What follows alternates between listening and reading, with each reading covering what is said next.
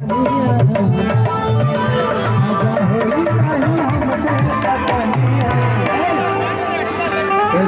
हो जरेला मोर पतानी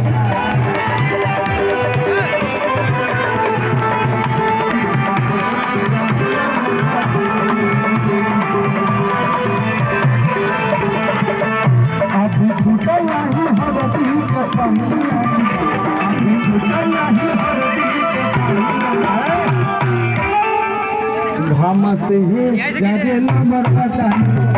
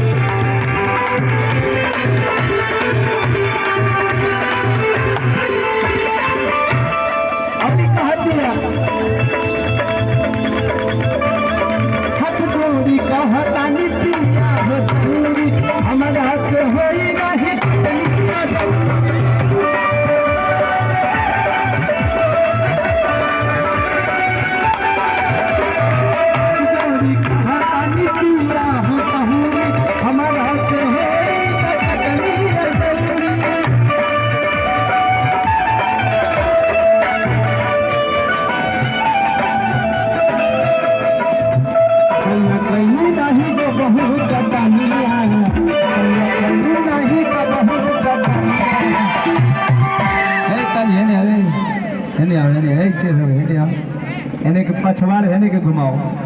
क्या बात है आज की सैया कहीं नहीं को बहु कटनिया आज की घामा से है जरेला मोर पतानिया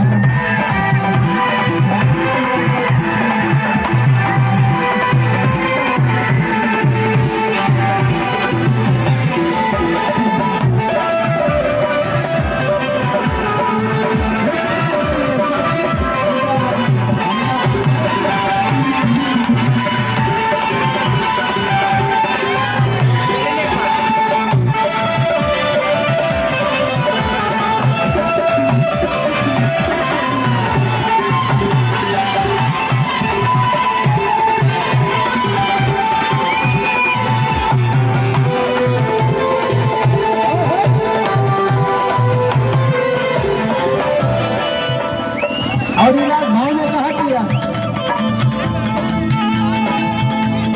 चैता के घाम नहीं हमसे सहाय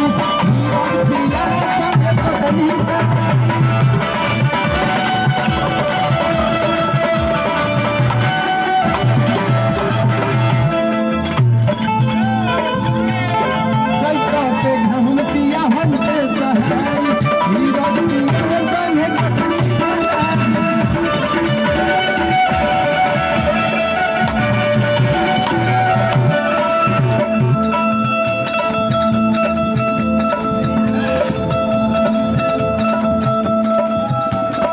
सुख जाई फूल चवनिया सुख जाई फूल चवनिया हरि की सुख जाई मोर फूल दस चवनिया पिया हो जरेला में पतानिया